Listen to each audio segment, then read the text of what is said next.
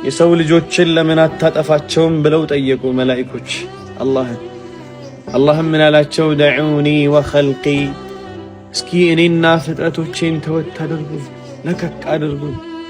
ለው ኸለቅቱሙሁም ለረሒምቱሙሁም ብትፈጥሯቸው እኮ ታዝኑላቸው ነበረ። ኢንታቡ ፈአና ሐቢቡሁም ወደ እኔ ቢመጡ ቢመለሱ፣ ፈአና ሐቢቡሁም እኔ ወዳጃቸው ነኝ ይቀበላቸዋለሁ። ወኢን ለም የቱቡ ፈአና ጠቢቡሁም ቢዘገዩ ባይመጡ እኔን ይቅርታ ባይጠይቁኝ መፍትሄ እፈልግላቸዋለሁኝ። ዝም ብዬ አልቀመጥም። አንድ ዓሊም እየሞቱ አለቀሱ ይባል።